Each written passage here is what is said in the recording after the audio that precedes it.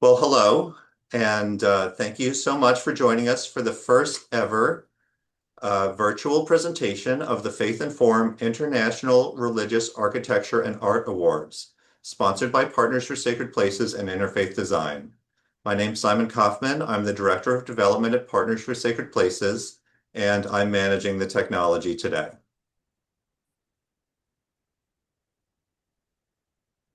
The Faith and Form award timeline spans 2 calendar years. So the projects announced today were nominated in 2024 and received awards this year in 2025. A few housekeeping items before we begin. We are reviewing 20 projects today, so there will be a 5-minute break halfway through the presentation to give us all a chance to step away from our screens. If you have any questions for any of the award winners or jurors, enter them into the Q&A and we will address them at the end. Please note if your question is regarding a specific project or for the jury. You'll see that the chat is disabled. We are recording this and we'll send a link to everyone who registered. We'll also post it on sacredplaces.org. Now I'd like to introduce Elizabeth. Good afternoon. My name is Elizabeth Bacher Johnson, and as Simon stated, I am the chair of the AIA Interfaith Design Knowledge Community, or IDKC. A little bit about us. The IDKC encourages and supports excellence in the design of worship spaces and their accoutrement. Interfaith design is an association of professionals whose primary interest is religious facilities in a broad array of traditions. We value an interfaith forum for the exchange of ideas related to religion, art, and architecture. Our membership is 5,000 strong, and it's open to and includes architects, designers, engineers, artisans, clergy, lay people, and so many more people that are associated. Today, we are partnering with Partners for Sacred Spaces to share these award-winning projects with you. The actual in-person award ceremony was held on June 6th of this year at the AIA conference in Boston. And I would like to thank all of the IDKC volunteers who helped make this happen. Thanks, Elizabeth. Hi, everyone. I'm Kevin Block, Director of Special Initiatives at Partners for Sacred Places. Partners for Sacred Places is a national, non-sectarian, nonprofit organization founded in 1989 to address a growing crisis, the deterioration and loss of historic sacred places and the resulting harm to communities across America. As we all know, sacred places are local landmarks and often represent the finest art and architecture in any given community. When these buildings are lost, communities not only lose a place of worship, they lose a piece of their history, they lose a community space, and they lose vital programs that serve children and youth, seniors, the homeless and the hungry, immigrants, ex-offenders, and all others in need. Partners research, consulting services, and programs such as the National Fund for Sacred Places help avert this crisis by connecting congregations and other stewards of historic religious properties with a network of supporters that extend beyond their current congregations, including those in the building, preservation, and design professions, community-serving nonprofits, and others who have a stake in religious property. As bridge builders, we make these connections so that congregations can raise new funds, maintain their buildings, and more fully realize their roles as centers of community. Partners is able to serve as a resource for any organization with a historic religious property, especially those that are looking to connect with and raise funds for members of their community outside of their congregation. If you're interested in learning about Partners, please visit our website at www.sacredplaces.org. We're honored to support and recognize the winners of the 2024-2025 Faith and Form Awards for Religious Architecture and Art. Whether designing new buildings, restoring, renovating, or adapting existing buildings, designing religious art or interior spaces, or organizing community serving events that realize a religious property's role as a center of community in new ways. Today's award winners have all helped sacred places to realize their role as vibrant, resilient centers of community. So we celebrate them. Elizabeth and Jacqueline will announce the award winners, including project descriptions and jury comments for each award by category, followed by comments from award winners. I'd like to, before we do that, thank and acknowledge our 2024 and 2025 awards jury, which consisted of Rosa Lowinger, David Riccio, the Reverend Robert R. Webb, and Joshua Zinder. Jacqueline was also the jury chair. Thank you as well to Michael J. Crosby for organizing the awards program.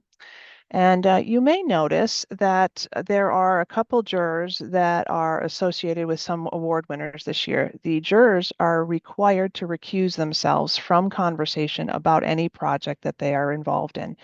If you have any questions for the jurors, please type them in the Q&A for the end of the presentation. All right, for the first award that we're going to present today, for the category of religious architecture, new facilities, St. Nicholas Greek Orthodox Church and National Shrine by Santiago Calatrava, Festina Lente, and Koutsoumides Architects. After its original building was destroyed during the September 11th attack on the World Trade Center, St. Nicholas Greek Orthodox Church and National Shrine reopened in 2022 as a place for remembrance. The Hagia Sophia-inspired dome features 40 windows and 40 ribs, the same number of ribs in the church's saint namesake, and another nod to its Byzantine heritage. Calatrava and Koutsoumides chose the Parthenon Pentelicon marble for the facade. Translucent panels of thin stone are sandwiched between glass plates, allowing the church to read as a solid stone by day and to glow at night. Visitors enter through an arch spanning the stair towers on the west facade and are met by the main altar, which features a central image of Christ.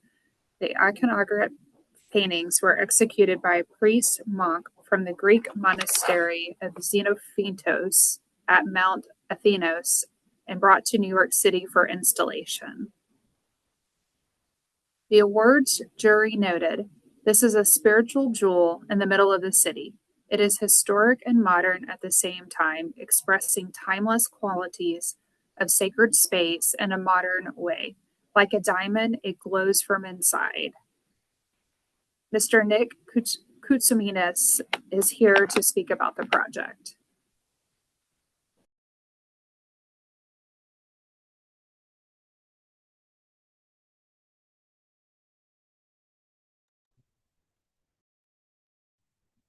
Hello, everyone. I hope you can hear me.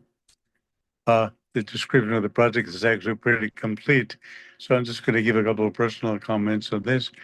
We started that project over 25 years ago, about a year after the unfortunate attack on the World Trade Center place. It was we created numerous master plans to accommodate the Port Authority Port Authority's need for well, for a lot of the pragmatic issues that occur there, because there's a very, very complicated site. We're able at the very end to negotiate a parcel which fit the church needs and be able to accommodate all the requirements of the Port Authority and the entire site.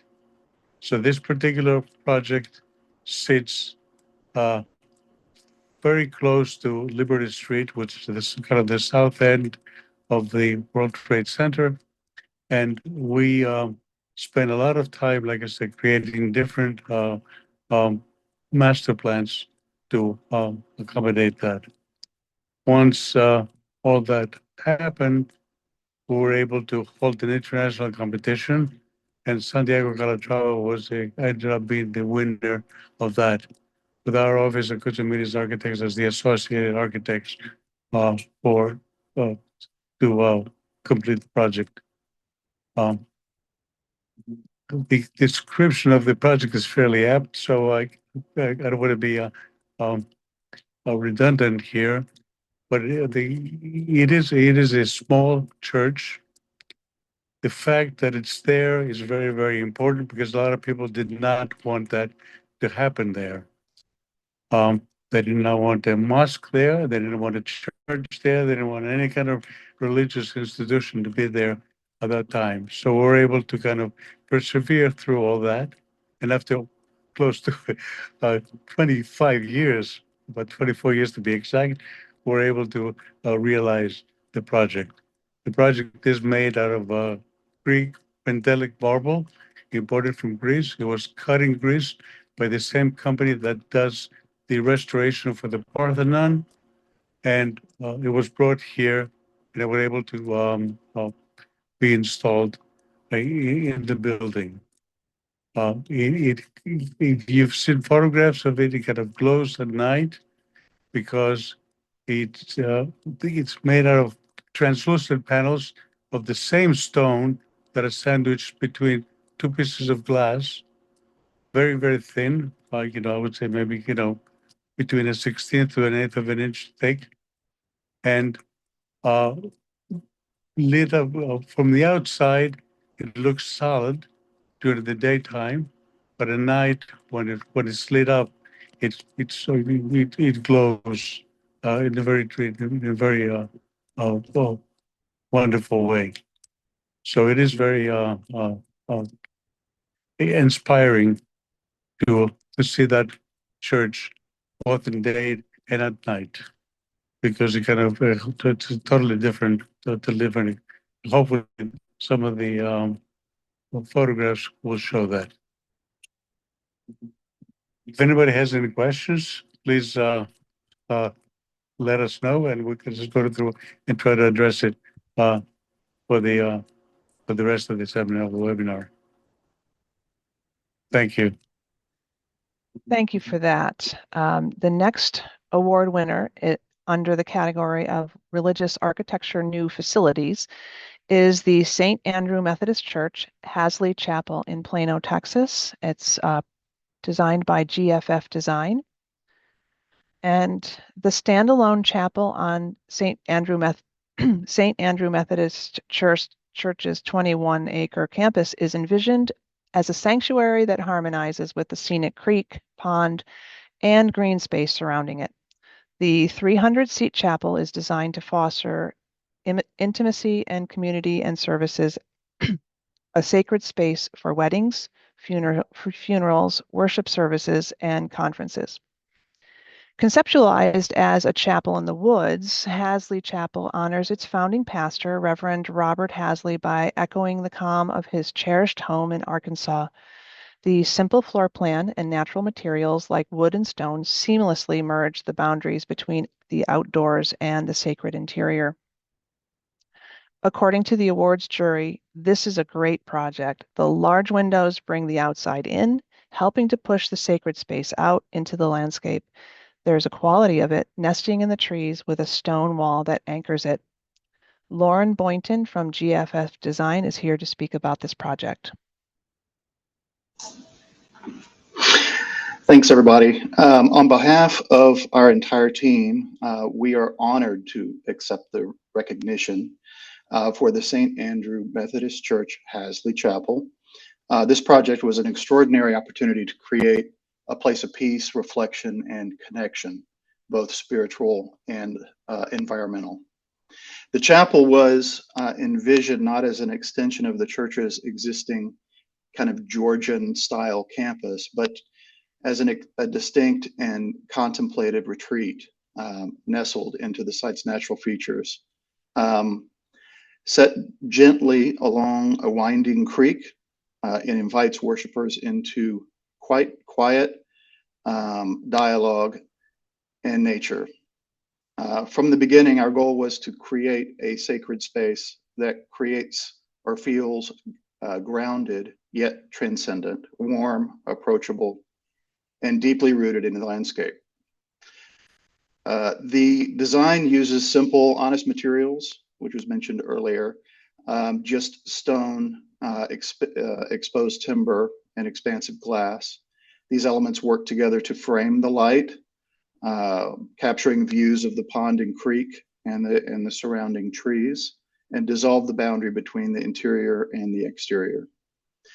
The chapel encourages people to slow down, breathe deeply, and to feel the presence of something greater, whether in the stillness of the space or the movement of water just beyond the glass. This honor really affirms what we had hoped to achieve for this project, a building that speaks softly yet meaningfully. Really thank you to the client, our collaborators, and to those who recognize the power of architecture to elevate the human spirit. We're truly grateful. Thank you.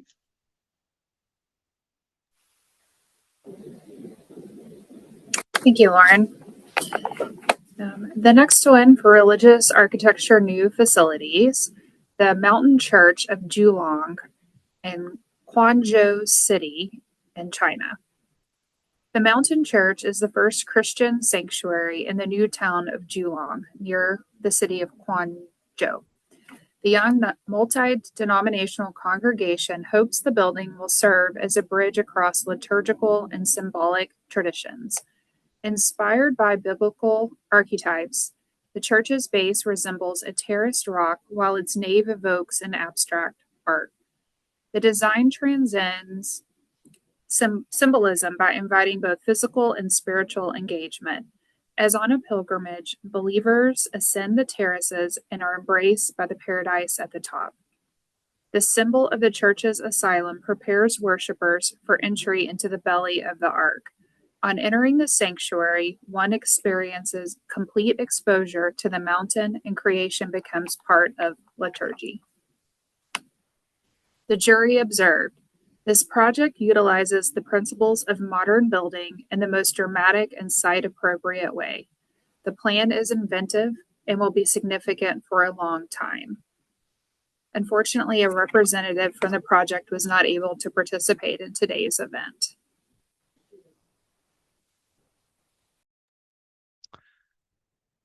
The next award winner under the category of religious architecture new facilities is the Tellius Chabad Jewish Center in Clinton, New Jersey, designed by Landau Zinder Architecture. The Tellius Chabad Jewish Center built a permanent home on its wetland-dotted 7.2-acre site. The building nestles into the landscape, offering a discreet home for the growing congregation. The design features a town square concept with 3 zones: worship, education, and administration. At the building's heart, an open lobby and multipurpose jewel box serves as a social hub. The design for the entry canopy mimics a menorah by inviting a contextual gabled roofline. Its steel frame is the shape of Shin, the Hebrew letter symbolizing a name for God. Wood, stone, and other natural materials connect the building to its environment and honor the local historic district. An amphitheater extends from the lobby, offering an outdoor space for prayer, teaching, and community events. The awards jury noted, this building is filled with surprises and spiritual spaces. It makes the faith community welcoming and understanding. Joshua Zinder from Landau Zinder Architecture is here to speak about the project. Thank you. The Chabad movement focuses on building community, which is also a core theme in our design work. This was an amazing partnership with Rabbi Kornfeld. We created a new community center for his congregation and the wider Jewish community in Hunterdon County. The effort took close to 9 years, including concepts, entitlements, fundraising, documentation, and construction, and a pandemic. I am grateful for the opportunity and the relationship we have built over time, helping the rabbi convert his vision into the built environment and watching him elevate the spaces we created for cradle-to-cradle educational programs, spiritual engagement, and the development of a rich community resource for everyone in Hunterdon County. The project was the actualization of the mission of my firm, and having our work recognized on a national level by Faith Informed program is immensely fulfilling. I would like to thank the AIA IDKC and Sacred Spaces for this award, and excited to see all of the other winning projects today. Thank you again for this recognition.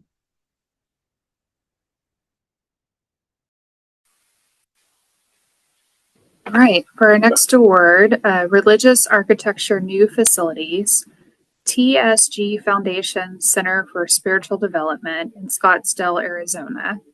The architect is GCH Orcutt Winslow. The TSG Foundation Center for Spiritual Development offers programs inspired by the philosopher Torquem Sardarian. A meandering desert entry welcomes visitors and provides selective glimpse of the TSG Center. A bridge between parking and the building crosses a shallow wash, giving visitors time to pause and reflect. The design is infused with a sense of mindfulness that leverages the natural environment and creates connections to the outdoors.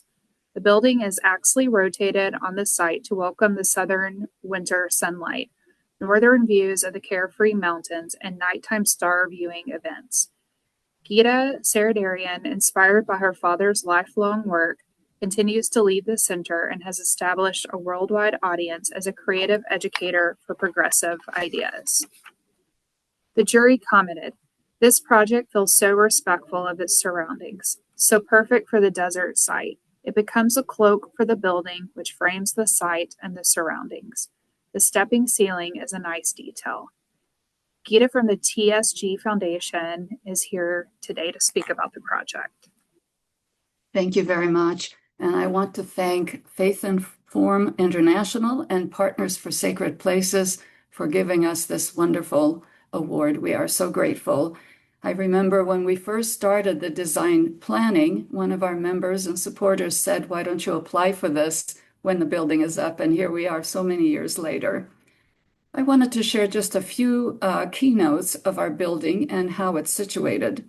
The soul of the TSG Center is built on 7 principles, and these are beauty, goodness, righteousness, joy, freedom, striving, and sacrificial service. These form the foundation for our spiritual practice, and they were first partnered with the Petals for the Living Building Challenge. And when we interviewed the design team, they came up with this fantastic petal formation, and they partnered beauty with preservation and enhancement, goodness with honoring the desert environment, righteousness by using right materials, low carbon impact, joy with health and happiness, freedom with inclusion and equality, striving, moving forward, innovation, sacrificial service, water management, and preserving availability. So when you come on the campus, the first thing you see in the gate are the 7 principles, and we have that on the rammed earth, a little bit outside where the picture where you are seeing. So people are immediately made aware of these 7 principles that inform our spiritual practice. And when they start walking on the bridge, it's quite long. And we wanted people to take the time to put the past behind, to put the day behind, and emerge thinking and pondering on what is the sacred. And when you go to the front and you see these little chains hanging from the ceiling, this is to collect the water. So as soon as it rains here, which is infrequent, the water is immediately collected and it goes under the bridge into the wash basin. It is such a beautiful sight. And when you walk into the entrance, these 7 principles are etched in stone. And that's what we wanted to have people to see. The rammed earth that you see on the outside is also mimicked exactly on the inside. The outside part houses a memorial garden, and the inside part is for us to contemplate before a service or a class starts, which shows us the lifetimes, the life of the planet, the lifetimes that we live, and how many little pebbles and bumps are on the road of each layer.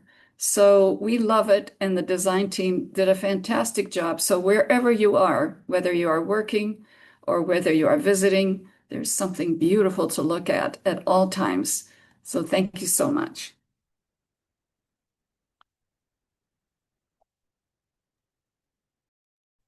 I'm Avi. I was going to say something real quick on behalf of the design team for the TSG Foundation. And Gita wrapped it up really, really well and really precisely in the one word that I attune to, which is service. And for us in the design field, I feel like service is our number one priority in stewardship of all of the stakeholders for each project that we engage. And this building in particular was a fantastic opportunity for the design team as well as the owner to engage in a community building act of service where everyone involved in the project from the beginning, back almost a decade now at the start of the design process, all the way to completion here today, we were able to embody our individual acts of service to get this building constructed and in response to the community. And I just want to thank Gita for her opportunity to work with us and to the AIA for their recognition of this act of service that has been embodied today in a continuation of Torcom's legacy. I think it's a legacy that lives on past the individual that initiated this inspiration, and it inspires the community today here in our local area as well as around national. Thank you. Thank you. Our next category is renovation, and this is a religious architecture renovation, and this is an honor award. And this is the Regina Chaley Hall in Savannah, Georgia, designed by Christian Sotil of Sotil and Sotil. The Cathedral Basilica of St. John the Baptist has undergone many restorations and renovations since its consecration in 1876. Today, a dedicated team of artisans has collaborated to create a parish hall and adoration chapel befitting the oldest cathedral basilica in Georgia. The space was redesigned with a focus on traditional craftsmanship using time-honored methods of decorative plaster, painting, and gilding. Regina Chaley Hall now serves as an immersive space for receptions, concerts, and events. The enlargement of the Adoration Chapel, now the Gartland Chapel, creates a sanctuary for prayer and reflection. The architectural volumes, ornamental features, and artistic embellishments guide the way for modern craftspeople to reinvigorate and advance traditional artistry.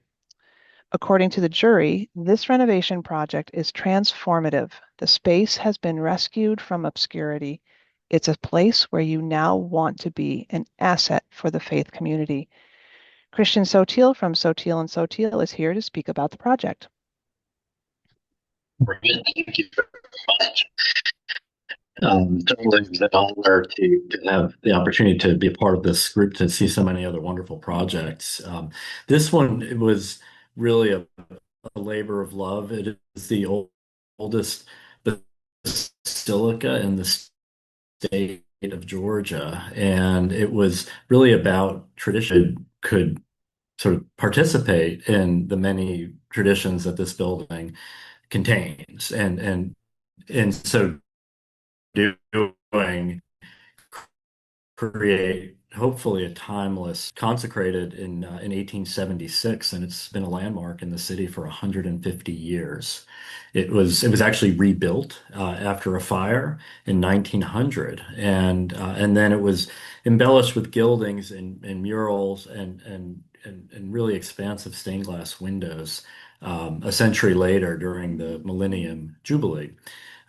So we approached this work with the Regina Chaley Hall with a dedicated team of artisans. We worked with a very talented contractor named Matt West Construction, and we worked with a talented team at Conrad Schmidt Studios and Chicago Ornamental Plaster, local engineers, structural engineers, and mechanical engineers with a deep experience in our city and our climate. And so we approached this space with great respect to everything that the building embodies. And the idea being that we would extend the history of this building, but also extend the history of these trades and crafts. So we really endeavored to do this work, create an immersive and hopefully beautiful space that enables a more robust parish life in our generation, but also something to be enjoyed for many generations to come. And it really aimed to enter the this conversation about how we build in a timeless way by using all of the time-honored materials and methods that had been used over 100 years ago. And so doing our best in this time to show that in fact is possible, and it will lead to a sense of beauty and well-being. So the original quarries were reopened to source the marble for the building.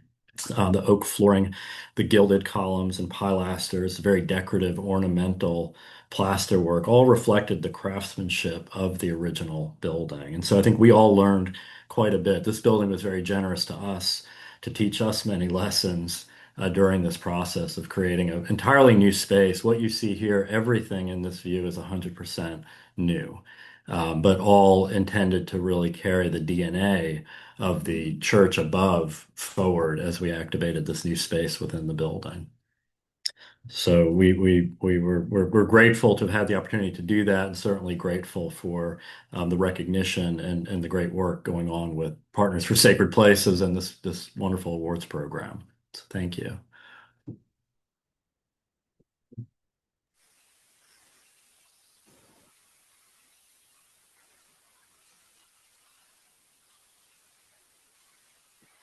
Great, thank you.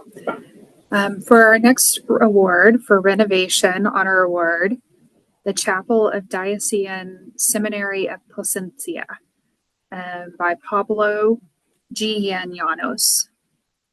Converting an unfinished warehouse, this chapel project aims to create a design that respects the unique style of the building. It began by widening the hallway for better access before highlighting the space with concrete and stone benches. Its nave has an off-center vault whose cut allows natural light. The presbytery is located within the remains of the medieval city wall. The material is a reddish cement and the floor is natural stone. The altar, seat, and ambo are three supported natural stone blocks. The altarpiece is conceived in a scenographic form by placement of two sculptures in the tabernacle. The cross is freed from the altar to give prominence to the Eucharistic species. The entire work is resolved with a clear and simple design using stone and wood. The jury noted, the space is phenomenal and transformative. The liturgical elements fit into the space graciously. While the clear stories have a character of their own, the design is very thoughtful. Unfortunately, a representative from this project was not able to participate in today's event.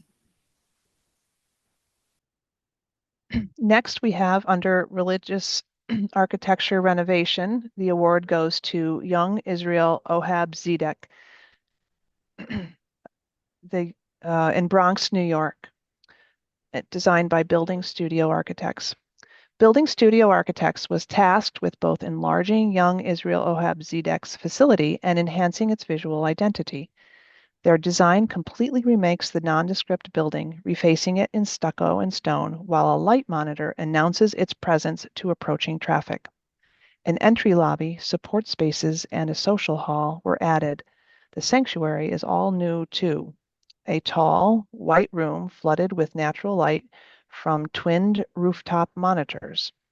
The centerpiece of the space is its ark, salvaged from an older synagogue nearby and restored to a place of honor. The project's tight budget forced the architects to make every gesture count. Each material and assembly was selected to look good, wear well, and be affordable.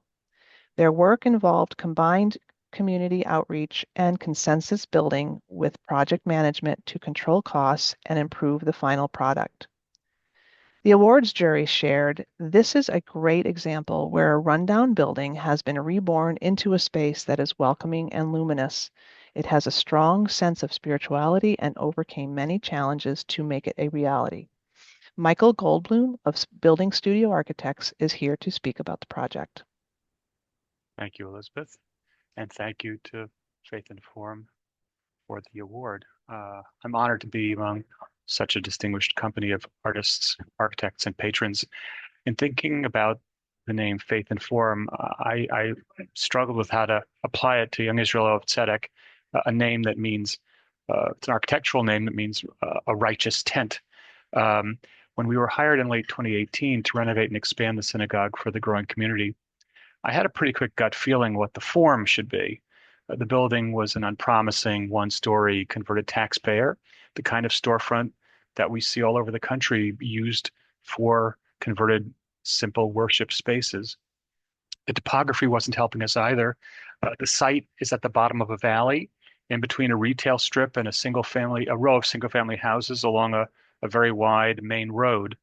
On three sides, the property was deeply depressed. The house on one side was 8 feet up on a retaining wall, and a school had built around the other two sides, huge palisades, 40 to 60 feet tall. So our site was down. We were down. Working with my senior associate, Jeff Mose, our first thought was to go up, to have the building reach up, to grab some daylight, to announce itself to the neighborhood. Because the cost was very challenging, the cost was prohibited vertical extension of the building. A horizontal expansion had to do the job of creating an animated verticality. So a tall stone monitor announces the entry while lighting the lobby. The street facade lifts up to follow the slope of the street, and the sanctuary peaks above two tent-like gables that highlight the interior layout with separate men and women's sides of the room. So much for the form.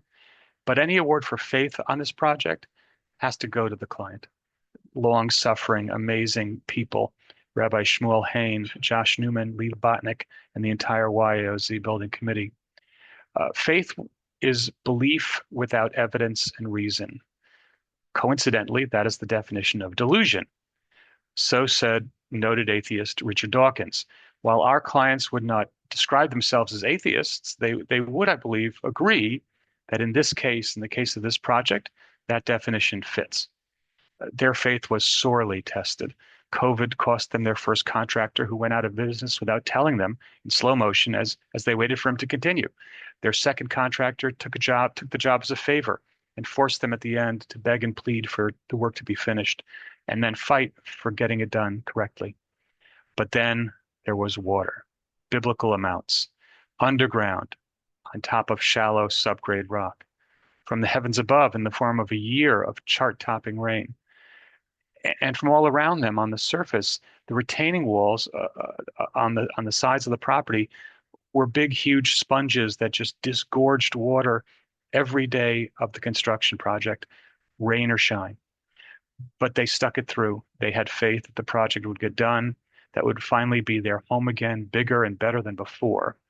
Their perseverance, their community's patience and financial support over 4 years, lots of unexpected costs, is a testament to their faith. So while I can honestly accept the award for the form, the award for faith must go to them. Thank you again, and on their behalf as well as ours, thank you very much for this honor.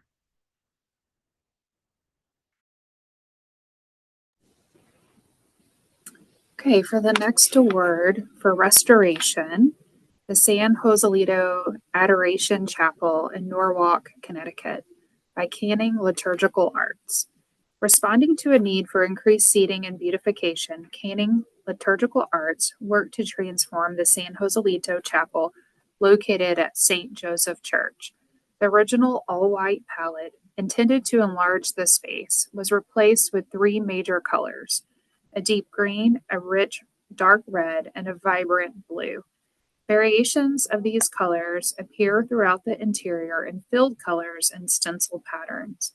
Bold leafing and tones of yellow highlight the intrinsic details within the chapel as careful attention to detail ensured a harmonious space that balances English and Gothic design with Spanish influence and incorporates motifs symbolic of the patron saint, San Joselito. The restoration of the simple chapel brought the surrounding Hispanic community together. According to the jury, a stunning transformation, which is just beautiful. It invites you to worship, a place where spirituality happens. This is an example of how a lot can be done with a little. David with Canning Liturgical Arts is here to speak about the project.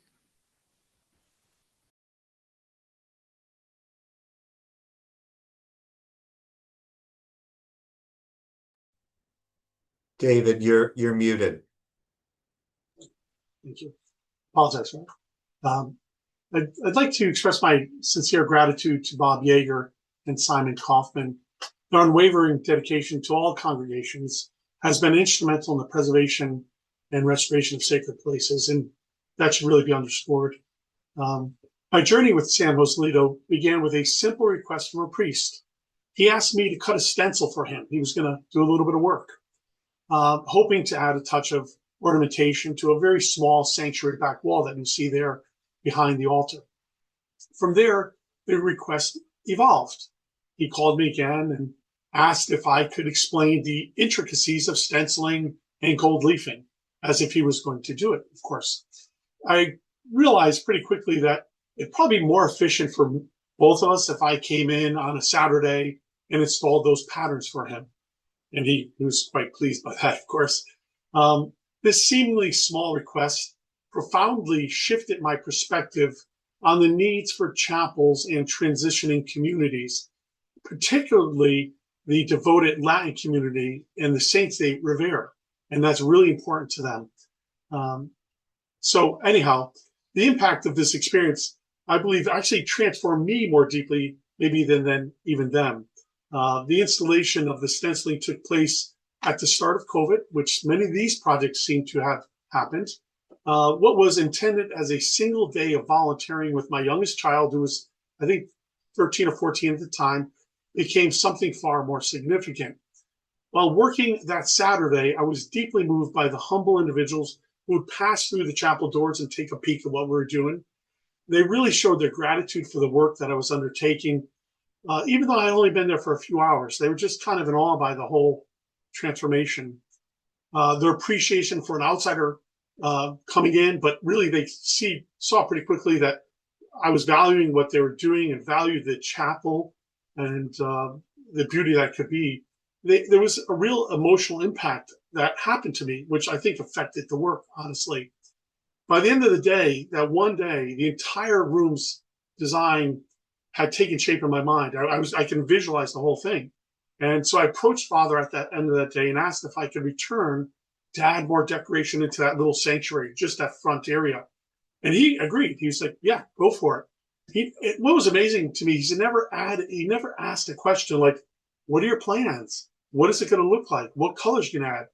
I think he trusted my ability, and he just said, yeah, go for it.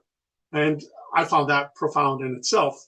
So working away, I found myself working nights and weekends, volunteering, of course, and through the kind of long and often dispirited days of COVID.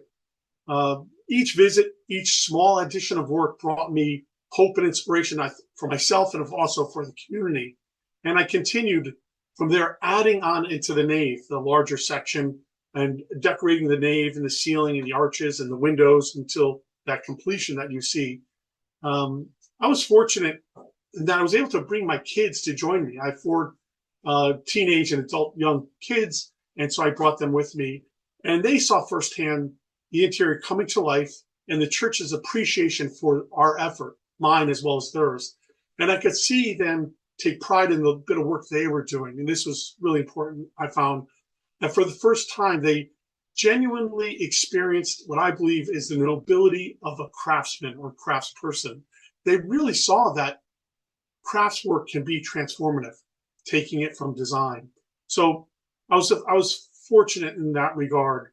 And then regarding the decorative scheme, you might wonder, well, why did this guy choose to go with Gothic revival decoration when I could easily went to Spanish revival because this is a Spanish community? Well, the existing architectural lines was really guiding my approach. I wanted to be true to that. And if you look at the room, there's some small indications of Gothic. Most notably in the windows, there are the caned window glass, which are Harlequin diamond-shaped patterns. And that is very much Gothic. And also the way the arches peak, even though they're low, they peak at the center, very much like a lancet opening. I felt the symbols of the color palette, the symbolization of the color palette, which included those reds and greens and blues and golds, would resonate with the congregation and also lend to this very intimate space, very small, maybe 16, 18 people could be there at any given time. I added Spanish quotes to the arches that were spoken by San Joselito as he's being martyred. And if you can think about that, he was shouting out, Viva Cristo Rey, Viva Cristo Rey, long live Christ, which is a really something that these parishioners, if you will say that in their prayers, Viva Cristo Rey. So that personalizes the space for them, but also adds another layer of veneration to this saint and just ties that all in together. And then, of course, there's the sheer volume of decoration, which is like, I really went for it. And I was a conscious effort because I really much appreciate the 19th century designer, Augustus Pugin. He's this incredible designer of Gothic interiors. And I was inspired by his magnificent work at St. Giles Church in Cheadle, England, very Gothic. So I share this story with you today, not as just a personal anecdote, which it is, but as a testament to what is possible when we combine trust and a deep respect for faithful communities, whatever that faith may be, and a craving for beauty. And the transformation of San Joselito is a vivid reminder of what happens when we invest in these sacred places and spaces, and when we're supporting and preserving architecture, we're actually nurturing the very soul of the community. So thank you very much. Thank you, David. The next award for religious architecture restoration goes to First Christian Church Tower Restoration in Columbus, Indiana. Architect is Louis Joyner, architect. Eliel and Arrow Saarinen's First Christian Church was completed in 1942, making it one of the city's first examples of modern architecture. In 1945, cracks began to appear in its iconic clock tower, but it took until 2019 for restoration to be approved. In the upper third of the tower, flexure resulted in extensive cracking, delamination, and water infiltration. Stabilization required reconstruction of the entire grid, backed by masonry to transform torsional forces. Limestone panels installed in the reconstructed grid mirror the design of long-gone concrete grills. Other work included brick replacement, new anchors and ties, and concrete and crack repair. The historic door was restored, and robust ventilation manages excessive condensation. The project was duly guided by the Secretary of the Interior Standards for Historic Preservation and Saarinen's original intent. In the jury's view, it is wonderful to see that this modern landmark church is receiving such thoughtful care. It is a feature in the historic modernist town of Columbus. Louis Joyner of Louis Joyner Architect is here to speak about the project. Thank you. And thanks to Partners for Sacred Places for recognizing this project. It's a great honor for us. You know, we're a small firm in a small town, and to get to work, to have a project like this recognized, but also just to get the opportunity to work on a building by the Saarinens is something that, you know, it's a profound significance, at least in my career and in everyone who's here in the office. So first I want to thank the trustees, the elders, the staff, the congregation of First Christian Church. You know, when we gave them the sobering message that they were going to need to spend quite a bit of money on this project, that was a hard pill to swallow, and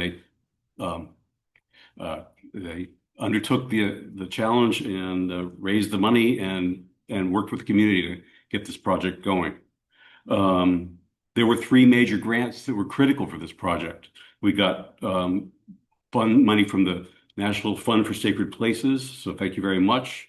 the National Park Service's State of America's Treasures Program, and the Jeffers Family Foundation. Without those three, this project probably wouldn't have gone forward. And then there was additional funds that were large and small that gathered through partnership with the community. Columbus has a long history of strong private partnerships. And that was led by the Landmark Columbus Foundation and the Heritage Fund, which is the community foundation of Bartholomew County. And I want to recognize the people from my team, Ellen Bowman and Rachana Kulkarni and Dan Green from the office, structural engineering, which was critical on this project, by RC Engineers, MEP engineering by the Engineering Collaborative, and preservation consulting by Ratio Architects. Those are all from Indianapolis. And then our general contractor was F.A. Wilhelm Construction, also in Indianapolis. We all worked together really well on this project that was pretty tricky. The tower is a really important building in Columbus. It's an important part of a very important building. It was the first of the really great modern buildings that this town's known for. It's also, I still feel like it's one of the greatest. And it's important nationally. It's a National Historic Landmark. It was designed by, as she said, Halil and Eero Saarinen. They had a period where they worked together, and they did a series of really remarkable buildings. And this is one of the really great ones. It's also considered one of the first modern churches in the U.S. And we'll let anyone try and contradict that. The tower, when we started, as we started working on it, it was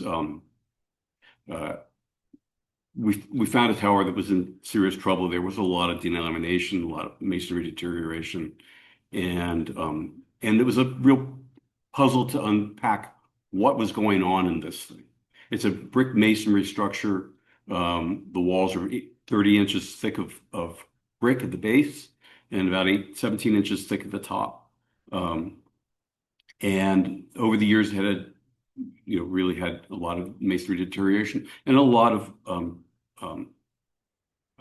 repairs that we had to kind of unpack why they had been done.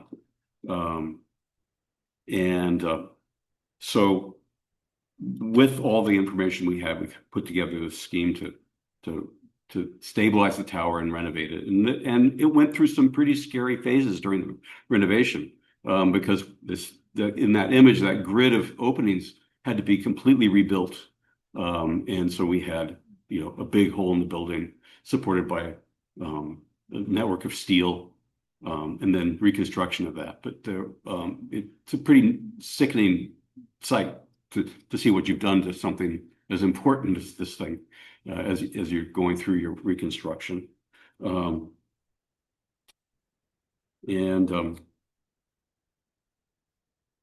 But some of the challenges were little difficult to figure out. Like just the brick on this building was something that the Saarinen Alea had used this brick regularly, and there's nothing like it available. So we ended up having to find one that was closest to the size and texture, and then they had to be stained. And you can the stainers actually did a great job of matching.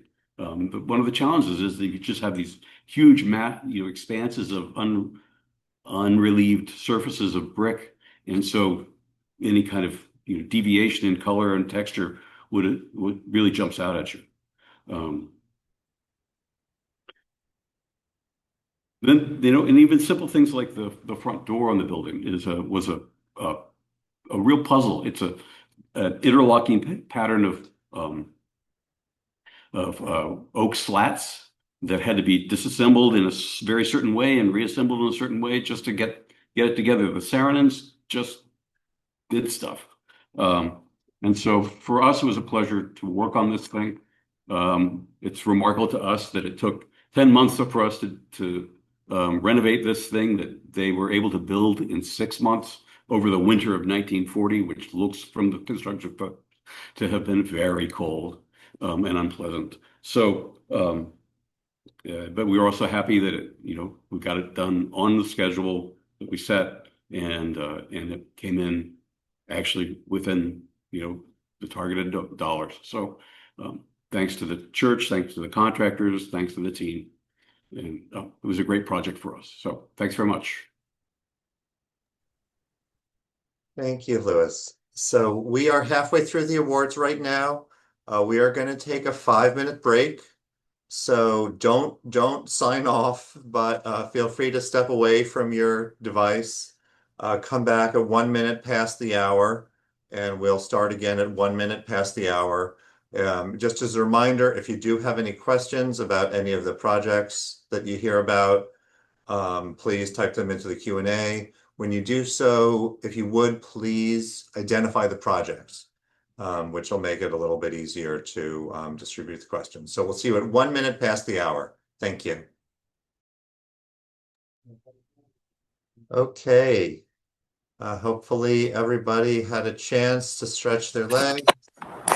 And thank you so much for coming back to join us for the second half of our presentation. Again, as a reminder, if you have any questions, please type it into the Q&A. And if it's about a specific project or for the jury, please note that in your question. Now I'll hand it over to Jacqueline to announce the next project. Great, thank you.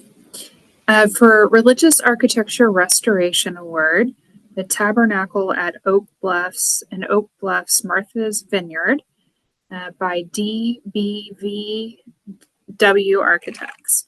The wrought iron tabernacle has been a landmark within the town of Oak Bluffs on the island of Martha's Vineyard since 1879. This 100-foot diameter and 100-foot high structure has accommodated countless musical performances, religious ceremonies, and community scenes over the years. Restoration of the tabernacle involved finding appropriate treatments for several unusual aspects of the original and updated construction. All the wrought iron structure was stripped, repaired, and reinforced, repainted along with the restoration of the stained glass windows. The cupola was returned to its original configuration and detailing along with a new historically appropriate carbon fiber cross and new architectural illumination to enhance the building's nighttime presence. In the last phase of work, new corrugated roofing was installed on all 3 levels of the original tiered structure. The jury commented, "A beautiful space filled with history that has now been reborn with care, attentive to every detail. It is the very center of this community." Martha with DBVW Architects is here to speak about the project. Thank you very much, Jacqueline.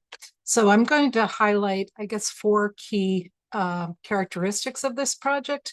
Like many restoration projects, this one featured unique challenges and unique opportunities. The first was the site of the building is located in a park, and the park is surrounded by 300 Victorian cottages.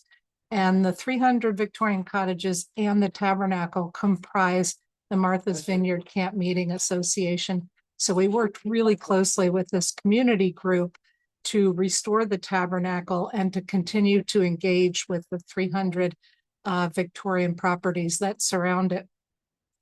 The second unique characteristic, which was touched upon by Jacqueline, is the fact that it's constructed of wrought iron.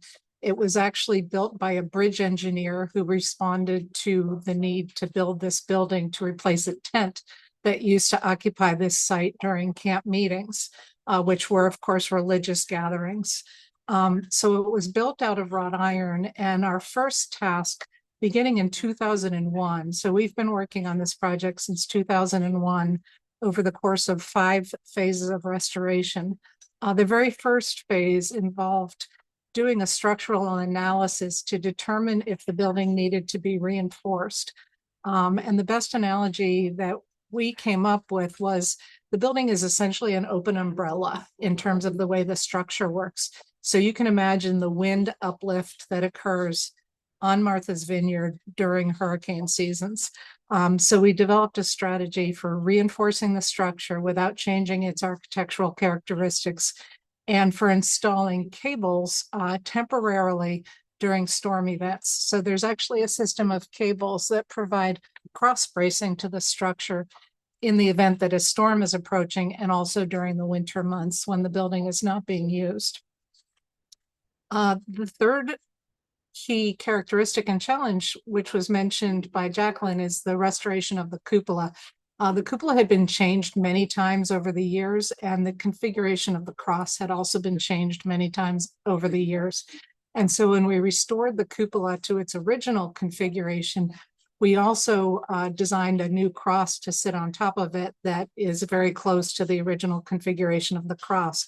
But we had the tremendous benefit of working with a local boat builder who essentially constructed spars, as in sailboat masts and spreaders, out of fiberglass, and we were then able to illuminate that with new architectural lighting.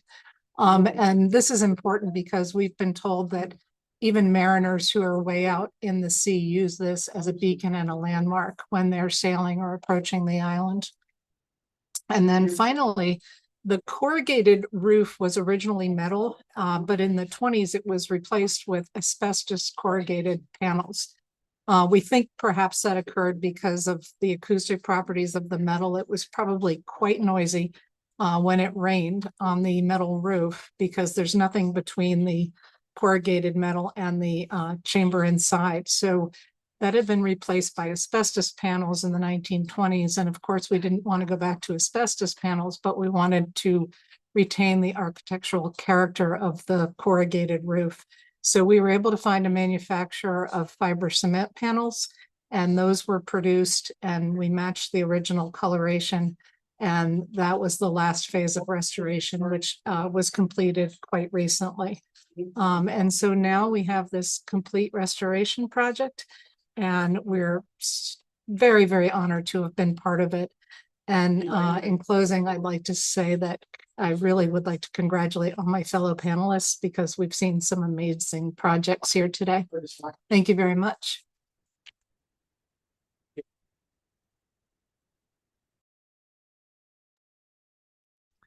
Thank you, Martha. Our next award is for religious architecture restoration, and it's the San Gabriel Mission in San Gabriel, California, designed by Spectra Company. Conserving San Gabriel Mission after a devastating fire was like an act of spiritual redemption. Seeing the church charred was both heartbreaking and daunting, but the entire team rose to the occasion, working with the Archdiocese of Los Angeles to bring the building back better than it was before. The process began with removal of the 19th century retablo and sculptures for off-site treatment while the sanctuary was stabilized. Conservators used state-of-the-art solvent gels to clear char, revealing original colors obscured by previous repairs. Careful investigation also exposed the building's original color scheme. As historical information was obtained, the church grappled with its history as a site built by enslaved Native communities. The result was a historic sacred place reckoning with its past and rising from the ashes to bring a diverse community together in repair. In the jury's view, a great example of redemption from fire, sensitive to the historic details and qualities of the church. Christina Varvey of RLA Conservation is here to speak about the project. Hello, everyone. Thank you so much. I'm the project conservator speaking on behalf of our design team, and I want to thank everybody for being here today and for this organization for recognizing this very difficult and long process that it took to get this church back where it needed to be, and for its community members and those who attend the Mission Church. Mission San Gabriel was founded in 1771 and is the fourth of the 21 missions established in Alta California. Completed in 1805 at its current location, it has been in continuous operation since that time. In July 2020, a vandal started a fire in the mission, causing the entire roof to collapse and damage historic features and artwork shortly before its 250th anniversary. The church was significantly damaged, and what remained was heavily impacted by smoke, chemical fire suppressants, and water damage sustained from fighting the fire. One saving grace was that the brick and stone walls were intact. Almost all of the wood roof, ceiling, and frieze were destroyed or unsalvageable. Immediate steps were taken to identify salvageable material and artifacts, as well as catalog and store them for restoration. Safety was a primary emphasis because of the hazardous environment of asbestos, lead, and soot. The precarious roof structure remnants needed to be carefully removed, and a temporary roof structure needed to be expedited before any upcoming rains while restoration plans were being developed. The temporary structure was designed to disassemble in paneled sections to maintain protection while the new roof was installed in phases. This also allowed interior restoration to begin while plans were being developed. Knowing that there were different periods of alteration, the team decided to do extensive research and investigation to better understand past alterations and decide the appropriate period of significance versus just restoring the mission to its last iteration. Though one decorative paint scheme was selected, information about all of the historic paint schemes was collected through paint sampling and analysis, as well as opening exposure windows, which can be used for future study and investigation. The decision was made to restore the interior to the 1930s period, approximately during the times of the mission's HADS drawings. Almost all of the wood in the roof and ceiling was completely damaged, with only a few extant examples remaining. Salvaged remnants of the frieze and capitals were cut and cataloged. The molding profiles were scanned, and custom woodworking knives were produced to recreate the original dimensions and shapes. Some ceiling profiles were completely lost, but were able to be restored from photographs and HADS drawings. The fire also irreparably twisted the steel beams that were installed during the 1990 seismic retrofit. If all of the beams were compromised, it would have required removal of anchored steel around the entire perimeter of the church and thus result in significant masonry repair.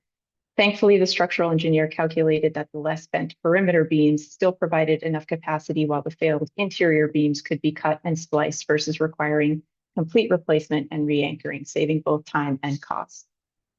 The roof was restored with new roof trusses and wood shingles to match the original.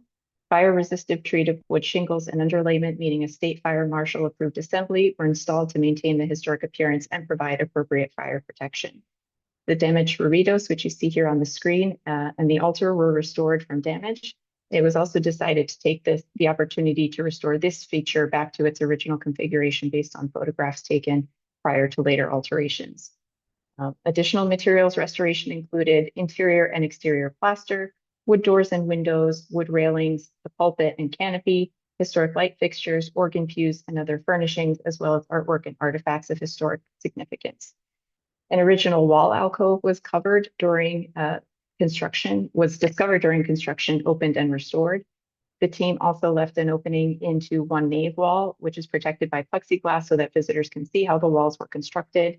And an exposure window of past decorative paint schemes was also left open and protected to further educate visitors. So the result of this very long and detailed project was a restoration that's closer to the structure's original character, while significantly improving its infrastructure for power, lighting, and fire safety. And consequently, although its use has not changed, its usability has improved. So, the silver lining on something that was really terrible and traumatic for that community. Thank you very much for your time.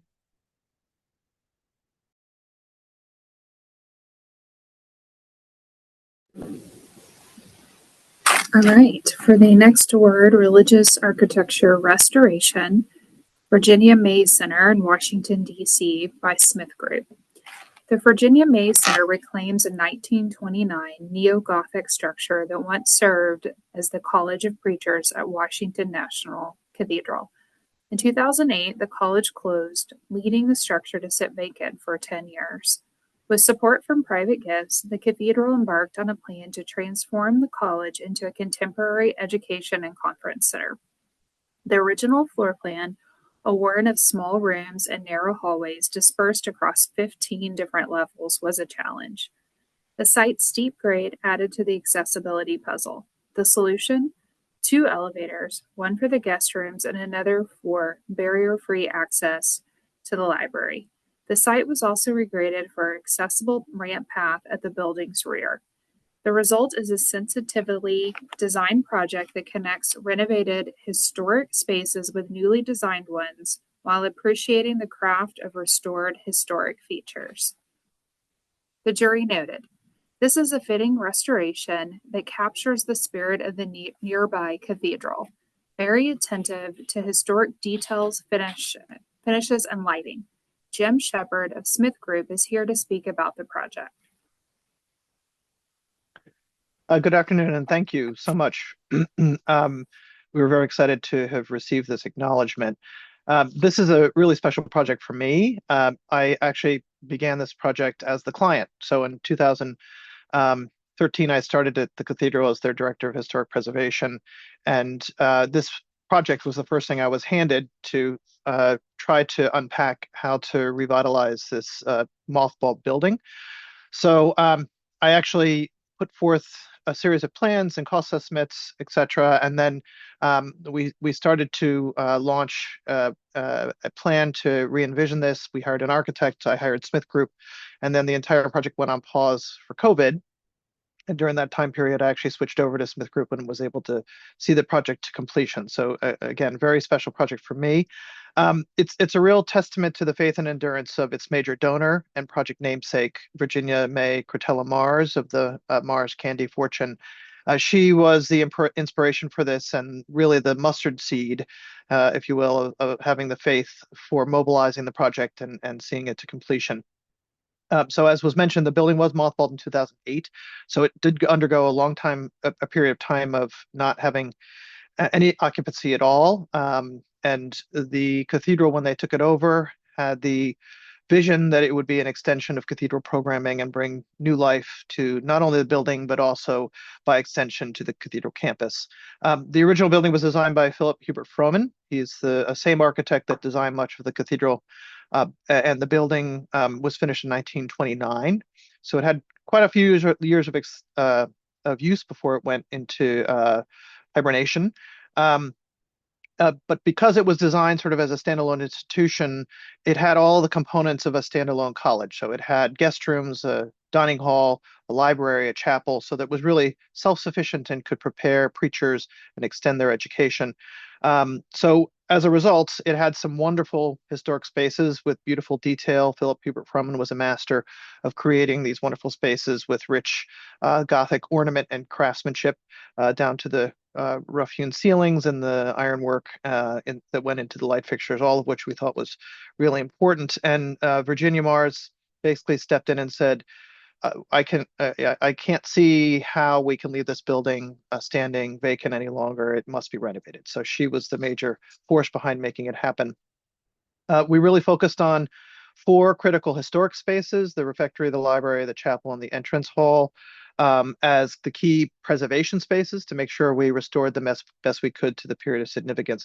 And then the remainder of the building, we really gutted down to the bare exterior walls and had to rethink how to modernize them to support the facility to be a modern convening center and conference center. All the spaces were designed to support not only learning within the building, but beyond its walls for including a virtual learning infrastructure. That was something that was added in as we lived through COVID and its design of the building. And new systems were integrated and visible into the building. And we really tried to maximize the use of all spaces in the building. There were no extensions of the original historic building, so everything was renovated within the footprint of the original building. And we really tried to maximize unused space, including partial attic space where we rethought it to grab a unique guest space and highlight the quirkiness of the historic structure. As was mentioned, we did look at key locations for two new elevators that helped to mitigate the many different levels in the building and make a more smooth and welcoming transition from outside to inside and then throughout the building. And we did introduce a new accessible entrance. The building is nestled into the slope of the campus, just in the shadow of Washington National Cathedral. So using that landscape, we created a new entrance on the south side of the building on the upper floor that actually was able to navigate through the building to the north side of the building and make it more fluid. We did focus on a lot of restoration of craft, the interior limestone, the carved wood, the ironwork, the flooring. All of that was critical in keeping and maintaining that character that Philip Hubert Froman had so fostered in his original design. And as was envisioned by Ms. Mars and the very Reverend Randy Hollerith, the cathedral dean, the building is now reflective of the growth and strength of the cathedral, much like the original partnership of Bishop Freeman and Alexander Cochrane in 1928 as they shaped the original building. So it really took a partnership of both a a passionate donor and the faith leadership at the cathedral to see this to come to fruition. And just in conclusion, I'll put a little plug in for the facility. It is a wonderful place that you can stay overnight here in Washington, D.C. in the shadow of the cathedral. So I think that you all are the right community to pitch this to. They tend to favor people with a faith-based affiliation to use the conference center. So if you're coming to D.C., look it up. It's really a wonderful and unique place to stay with you and your group and enjoy the environment and have both fellowship and faith conversations under one roof. Thank you. Thank you very much. Our next category is multi-site education and advocacy. And the award goes to Mod Texas in Texas by Amy Walton. And this was an Instagram-based initiative. Mod Texas documents modernist architecture and educates a new generation of preservationists. Followers are invited to seek out subjects and use the hashtag #ModTexas tag to help crowdsource the largest collection of Texas design worth preserving.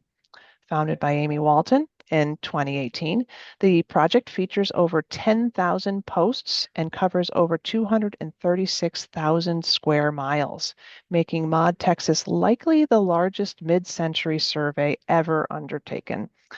Volunteer photographers, researchers, and citizens work together to share the images and stories that make these buildings, including hundreds of churches, special to their communities. The initiative earned a Modernism in America citation from Docomomo, U.S., and Amy Walton has received a Community Honors Award from the American Institute of Architects Dallas chapter. In the jury's view, the creation of a database of these projects to raise public awareness and appreciation is a great asset. The project has done a great job of bringing awareness to buildings that can be seen as a collection. Amy Walton of Mod Texas is here to speak about the project. First, I'd like to thank Partners for Sacred Places. I have followed their work for years, and they've funded critical preservation efforts here in Texas, especially the 1957 Boynton Chapel in Houston and the 1962 St. Stephen Methodist Church here in North Texas. Next, I'd like to thank my parents, Jerry and Cindy, who raised me in Texas churches and fostered my interest in history. Most importantly, our project wouldn't exist without folks contributing photos, memories, and research. These Mod Texans deserve all the credit for our crowdsourced collection. It's been a pleasure to travel the state exploring sacred places, including historically Black congregations, synagogues, interfaith chapels, and churches of almost every stripe. If anyone in the audience is interested in doing an architectural survey in your region, our crowdsourced model can easily be adapted. It's a great framework to put volunteers to work and document community history. Thank you to the faith-informed jury, and congratulations to all of this year's winners.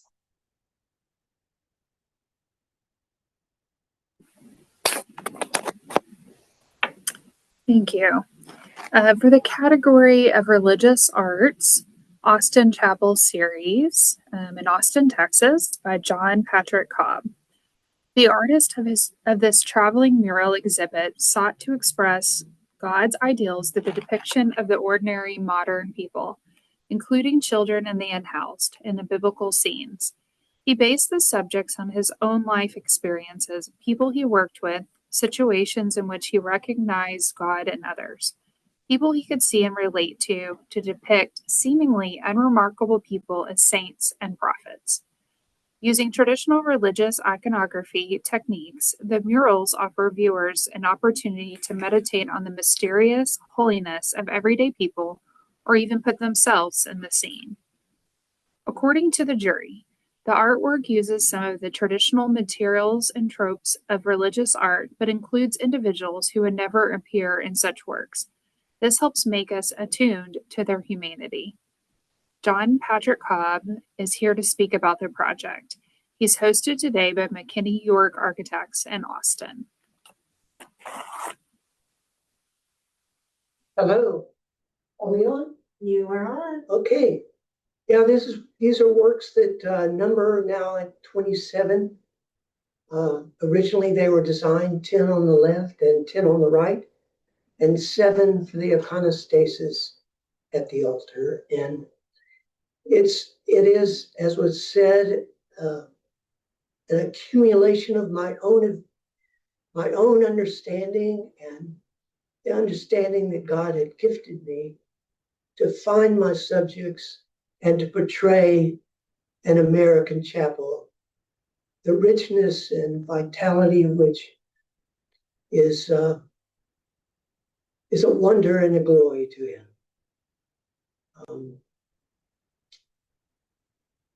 We are looking for a home for the paintings, and as of yet, we don't have one, so we're still looking.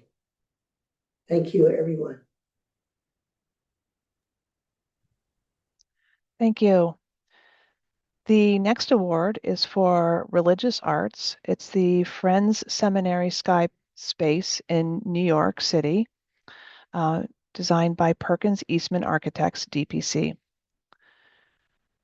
Friends Seminary K-12 school shares a site with the New York quarterly meeting of the Religious Society of Friends. Sky Space is a project including the construction of an aperture that opens to the sky.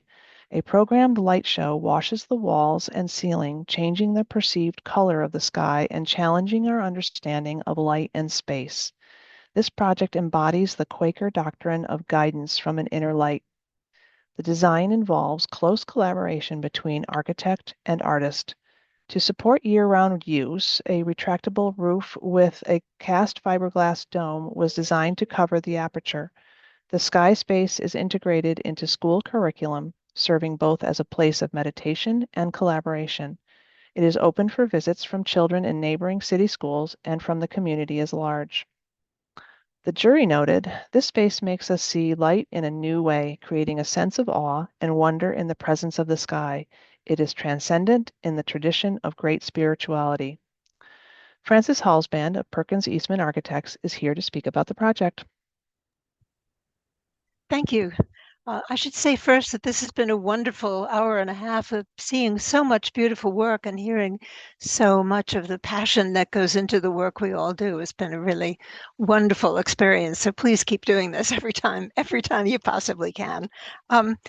Most of the praise for this project, of course, goes to James Turrell, who is internationally known as a artist who has done sky spaces and many other experiments with light all over the world. James is a Quaker, and I think that a lot of his inspiration for his own work comes from that. We worked very closely with him in designing this space, and I have to say that when I first met him, I expected somebody who would be well, I guess I'm going to say very spiritual, and what I found was that he approached every inch of this space as an engineer and as a maker of space. And we must have had hundreds of talks and hundreds of talks over drawings about every inch of everything. In this slide, you see the edge of the roof when the sky opens up to it, that we designed a very special edge so that it would be a knife edge, so that there'd be no interruption between the ceiling and where the sky began. We looked at dozens of different finishes for the teak benches. We talked endlessly about the black granite floor. It was really wonderful to engage so specifically with every moment.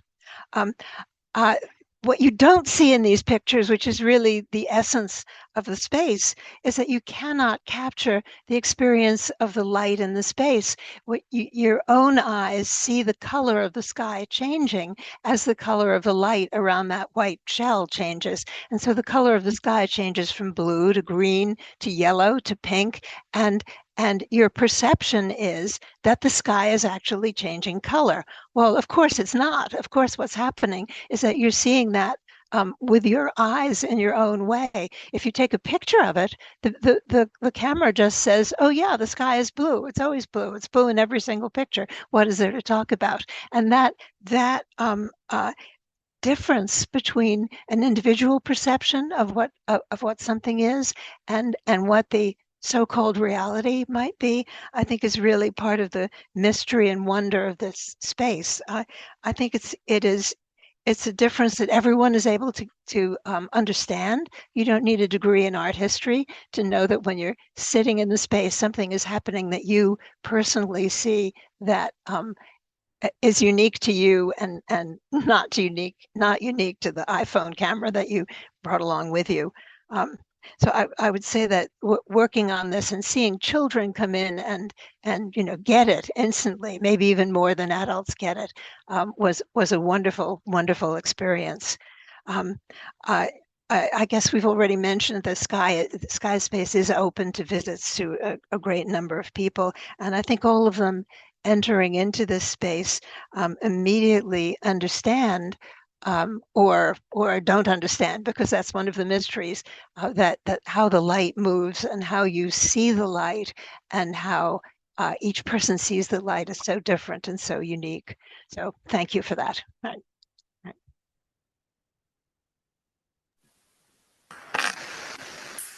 All right, for the next award, religious arts, Haywood Street fresco in Asheville, North Carolina, by Haywood Street Congregation.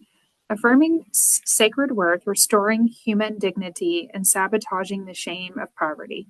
The Haywood Street frescoes announce in plaster and pigment that you matter. The ministry of Haywood Street Congregation aims to shed light instead on the God who abandoned heaven to take up residence as a homeless man on earth, who loitered on dirty street corners, who broke bread with outcasts and touched the untouchable. He most loved what and who the world had discarded. The Haywood Street fresco portrays Jesus' most enduring sermon, the Beatitudes, where he begins, "Blessed are the poor." Adorning the walls of the church sanctuary, the beautiful 9.5 by 27-foot fresco inspires congregants and visitors from all over the world. The jury shared.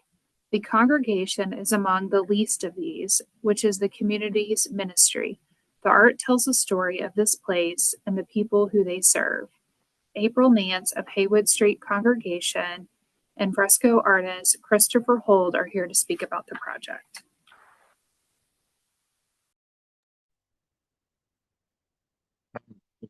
You're on. Thank you.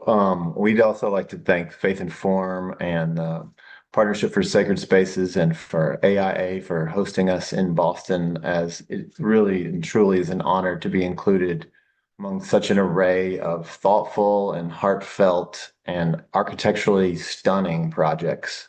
It's been an incredible experience to hear everyone and meet some of the folks when we were together in Boston. So thank you for this opportunity and for recognizing this fresco. We were really created a fresco traditionally, a traditional where we used down in the scratch coat horsehair, as you would have in the 1300s or 1400s. And I drew each of the images, each of the people in the fresco were drawn from life, and are members of the church and congregation in some way, shape, or form, and all have their own particular stories of moving from being unhoused to maybe finding a house to addiction and everything in between. And we found that this kind of traditional technique really kind of found its moment with a very radical congregation that really acts out and is Christian in the deepest sense of acceptance and non-judgment and welcoming. And the Beatitudes seemed like an excellent story with which to filter kind of the work that they do there. So that's really the bottom line. And I feel like this category that we have all been brought together in really seems like the heartfelt nature of each of the projects have really brought us into a unique space within the AIA conference and within kind of the world of creators and artists that I think was just really special. And I think that connects us to what we're doing and making things that reach people on a very human level. Would you like to add anything? I would just add that the art of fresco really opened up a whole new world. Art lovers helped to create or helped to fund the fresco, and they in turn learned about urban ministry. And people already involved in urban ministry learned about art. So I'm always seeing the bridges being built by this artwork through the people that it portrays, the people that created it, the people that champion it, and just the way it is a backdrop for a very special faith community. Thank you very much. Thank you. The next award winner is for religious arts, and it's Sanctuary in Salt Lake City, Utah by Square Moon Studio. Sanctuary re-examines the fundamentals of sacred space by constructing a spatial experience in an unexpected setting. A cardboard surface designed with parametric modeling software is erected on a sidewalk to form a domed space with 3 side chapels. The structure's materials, cardboard, and repurposed manufacturing waste clearly manifest its fragility and its theme of constructing beauty from the mundane. The form reads as contemporary while reimagining historical elements such as the arch and stained glass window. Participants complete the experience by writing on the surface, sharing their feelings in the context of LGBTQ plus lived experience. The project was presented at Utah Pride, then Rexburg Pride in Idaho, and finally at West End Church during New York City Pride Week. According to the jury, this environment allows people who don't always fit into standard religious tropes to find a place that is accepting of their spirituality. The quality of light and color is exquisite. Doug Staker of Square Moon Studio is here to speak about the project. Thank you. I wasn't nervous until someone mentioned James Turrell, but it's a real honor to be honored in this field. Sanctuary, that was a good explanation, so I don't feel like I have to say as much. Sanctuary is an exploration of the essence of sacred space, which we approach by constructing it from scratch. So just want to talk about a few of the elements that help to make that. First of all is the location. We choose a public sidewalk or a street or a public park, and a space that is mundane, and from that attempt to create something that that approaches the sacred. So a few of the architectural elements that help to contribute to that. One is grandeur. It's important that I've done this a few times, and I find that it's important that there's an element of grandeur. So in this case, it doesn't look big when you see the photographs, but when you approach it, it's taller than you. You walk inside of it, and it's clear that the cardboard construction and tape is all very present.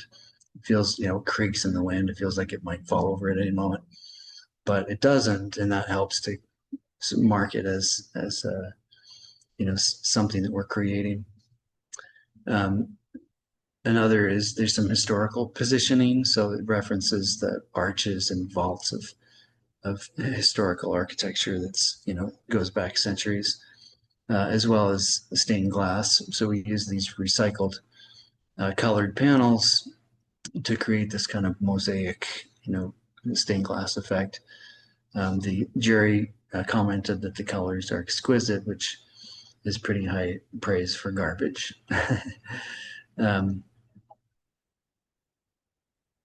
And then, it's designed with this parametric modeling software, as I mentioned in the summary. So there's always this tension between the high technology and the, just the cardboard that is laser cut. It's assembled by me and my friends and my family and supporters, and we tape it together, and so that there's a nice juxtaposition there. you might ask, does all of that amount to sacred space? And I think the real key element is that the people come to this space who've come to a festival to celebrate, their identity and various things, but not with a real spiritual, intent. But we invite people to share their deep personal experiences, and as they share, and as everybody witnesses what others are sharing, that's a really essential piece that starts to elevate this space to something that causes a special experience. And if we can make any claim on discovering anything of the essence of sacred space, it has a lot to do with the pairing of what people are sharing with us trying to create this remarkable space out of a mundane location. So, thank you.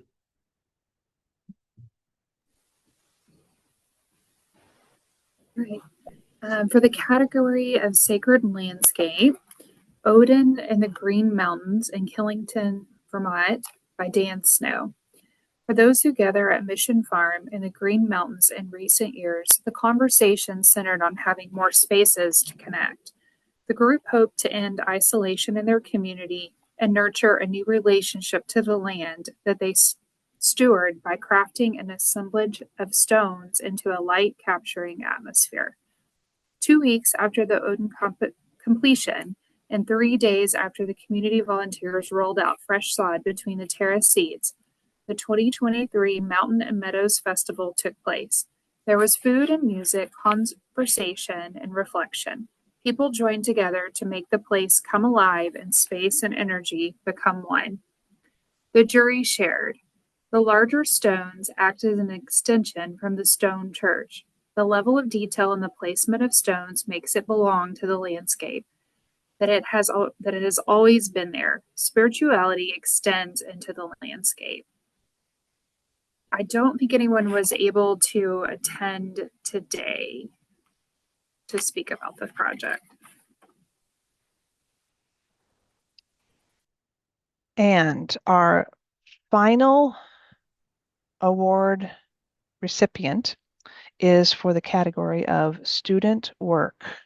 And it's an honor award for the Chapel for Concordia in Seward, Nebraska. And it's by Nathan Waltz. Concordia University, Nebraska has a reputation for excellent church worker programs focused on service within the Lutheran Church. What the college does not have, despite its faith-based mission, is any sort of chapel or dedicated place of worship. Responding to Nebraska's climate, Waltz's design includes masonry walls, pitched roofs, and long vertical windows. The rugged exterior and stripped-down massing contribute to the sense that the chapel has grown out of the prairie, a vertical punctuation on the horizontal expanse. This project was shaped by Concordia, Nebraska, the American Midwest, and the Global Lutheran Church. It brings to life the idea that the construction of something new can connect us back to our roots, to community, history, and faith. In the jury's view, the drawings are stunning. For a student project, the level of thoughtfulness and thoroughness is exceptional. The quality of the presentation conveys the feeling of a space you want to be in. And Nathan Waltz is here to speak about his project. Hi. Well, thanks, Elizabeth, for the introduction. I think that's a really good overview. So I want to just take a couple of minutes to reflect on two particular strands of thought, the way that a careful study of precedent and this exploration of craftsmanship was part of this design, and it led to a design which is of its place. So on the next slide, we'll see some of the precedent work of early Lutheran and medieval churches. And a lot of the research here was done on site. So I went to Germany. This drawing here is shown of a German church. And for 5 days, I just sat there. I looked, I measured, I drew. I took a lot of field notes, and I brought those all back home, and I did the measure drawing here, which you can see it's about 6 feet by 3 feet. So these are really laborious. They're almost meditative, but I've learned so much from doing these measured drawings. And they've forced me to see slowly and see deeply. You can see more of these measured drawings here. You get absorbed into it, and your hand starts to take on all the lessons learned. Here, I think your hands are often a lot smarter than your mind may be. So you can see the proportional relationships that govern these churches' character. And so my own design started in that mold of the precedent, but then at a certain point it just breaks out and it veers into its own life. These are the same bay proportions of the hall chapels, of the hall churches, but it's a small chapel, so it's compressing the side aisles down to their bare minimum, and it's just maximizing the interior volume of that space. It's opening everything up as much as possible. So we'll see on the exterior here, the details of the chapel, and then on the photos of the right, you can see scenes of Concordia University, scenes of Nebraska, the Midwest, the Global Lutheran Church. And these all weave together a cultural memory. And that cultural memory is something that then the brick, Gothic, rugged character of the chapel becomes a part of. It evokes that. And I talked with a lot of people at Concordia, Nebraska, and these were the sorts of buildings that just made their eyes light up. One particular place was recommended to me over and over again, and that was Bertram Goodhue's Nebraska State Capitol.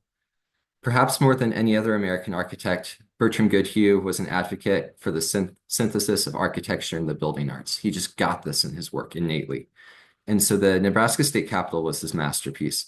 It was full of murals by Hildreth Mier, sculpture by Lee Lowry, and tile vaulting by Raphael Guastavino Jr. So these are their images here. These were master craftsmen. And architects in their own way can be kinds of craftsmen. On my end, every drawing for this project was drawn by hand. It was painted in watercolor by hand. And that was important to me. I wanted the project to speak of craft in the same way that Goodhue's State Capitol did. And to the end of that craftsmanship, exploring the Guastavino tile vaulting systems that I wanted to use in this chapel. I started with a little mock-up of a tile vault, which this one ended up being nicknamed the baby vault then. Guastavino built his own vaults without centering, but I used 3D printed formwork that I overlaid my tile on top of when I built it. And that step led me to the graphic statics engineering by Guastavino. I learned all about that, and I used that to complete an analysis of one of the chapel vaults by hand. And then I took that and I combined it with a structural model that I developed in Rhino. And I used what I learned from this model to adjust the initial design. So I refined the buttress sizing, I adjusted the sectional shapes of the vaults, and all of that led to a larger goal, which was building a 1/16 scale model of a bay of the vaulting and of its roof structure. So that was meticulously assembled by hand. There are hundreds of laser cut wooden tiles there. It was a lot of fun. But this was also became more than just an academic exercise because I got a sense of how these traditional ways of building really work and how they can still be done today. So just as a happy postlude, after graduation, I joined Michael G. Imber Architects. And the very first project I was assigned to was working with brick vaulting, detailing a library for Hillsdale College. And this includes what we believe will be the largest new self-supporting brick vault in America in the last 75 years. So the firm supported me to build vault mock-ups for 2 weeks with master mason James Anthony. And you can see the result of that mock-up here, built on site. And James will be working to complete the final vaults over the coming months. So thank you so much all for your time. Thank you for your patience waiting through the entirety of this presentation. Thank you to the Faith and Form Awards for hosting this and for all the work that they do. And if you'd like to know more about the project, I have it posted to my personal website here on the screen. And feel free to email me as well. I'd love to have a conversation about it. Thank you. Okay, so we have about 10 minutes left. And so we're going to answer as many questions as we can.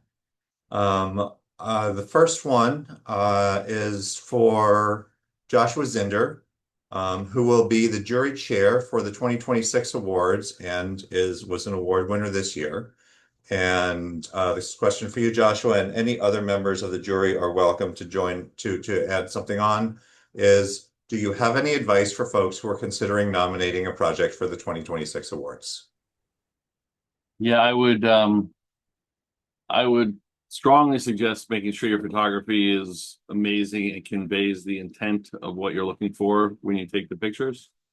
I think process, especially for some of the art, sculpture, liturgical work, is really important to understand what you're doing. If it's a renovation or where you're changing something about an existing structure before pictures are critical.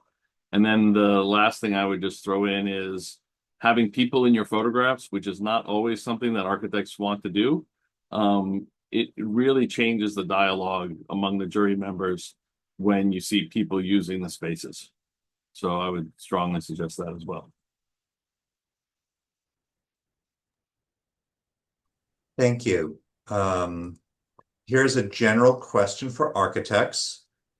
Do you have, so let's say architects, including award winners and jurors, do you have any advice for a young architect entering or wanting to enter the field of religious architecture?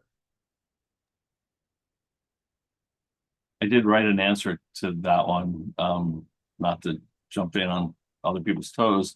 I just said get involved with AI interfaith design knowledge community because it helps you build connections and get experience in workplace, assembly, education, hospitality, and residential projects. Religious projects have aspects of all of those typologies. Reach out to architects and designer teams that you like their work and find out if they're hiring. And lastly, volunteer with your faith-based organization, your church, your synagogue, your mosque. Use your skills to help your community.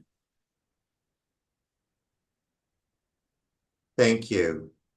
Lauren, for the St. Andrew Methodist Church, Hazley Chapel, how have security concerns been addressed given the large amount of glass?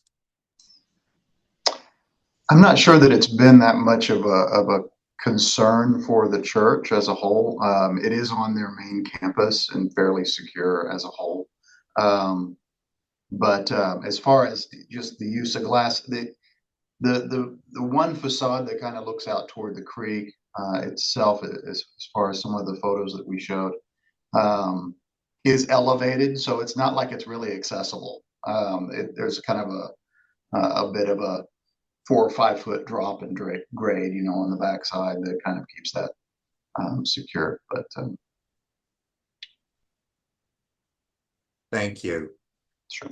Nick, if you are still here, there's a question about whether you could speak to the tension between radical change versus tradition in the creation of contemporary icons, like the first responders and the modern New York City skyline.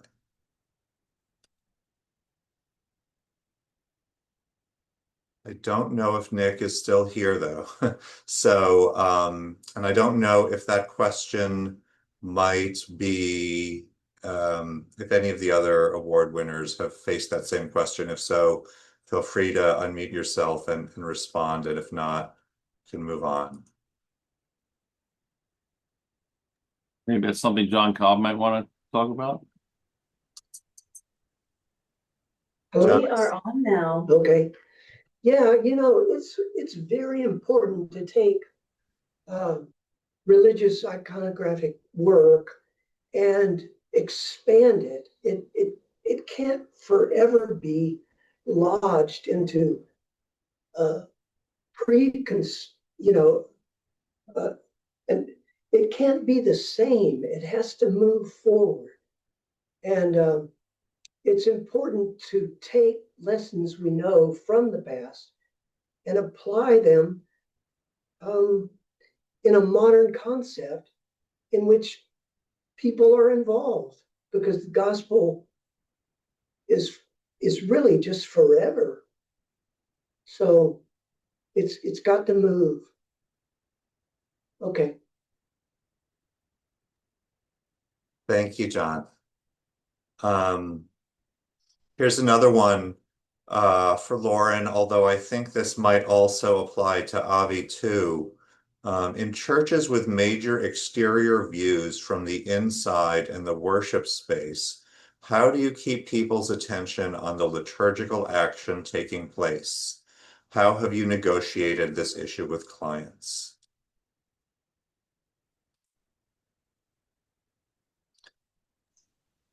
I did a written response to that one.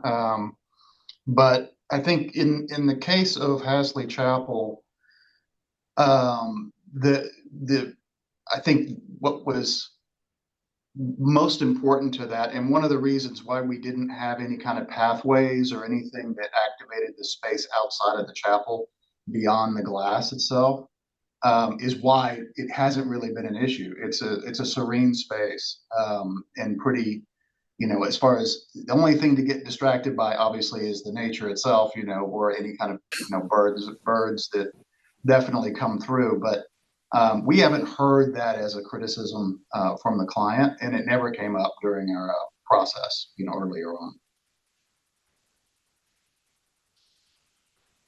Thank you. So it looks like there are a few other unanswered questions are really more for like lists and resources, which we can provide afterwards. So thank you all for the great questions. Before I hand this back to Elizabeth to say goodbye, I just want to make sure that people know that a survey is going to pop up when we end this webinar. So please don't close your window right away and just take a moment to answer the very short survey. This was our first virtual presentation, and your feedback will be a great help as we consider what to do next year. Elizabeth? Right. Thank you, Simon. What a joy it's been to host these awards, this award ceremony. It's so many fabulous and amazing projects. I'm just really proud to have been part of that. So thank you to all. Thank you also to all who participated today. And it's this, as Simon said, this is our first time we're doing this. So we're really excited that we were able to get other people to see the awards if they couldn't make it to the in-person. Congratulations again to all the award winners. And additional information and photos of all of the winning projects are available on the website of Partners for Sacred Places. It's sacredplaces.org. And the 2026 awards program will accept submissions from August 1st to October 10th of this year on the website faithandformawards.com. And if you're interested in joining the AIA Interfaith Design Knowledge Community, please email me at eabjarch@gmail.com for additional information. Thank you very much. Really happy to have had you here.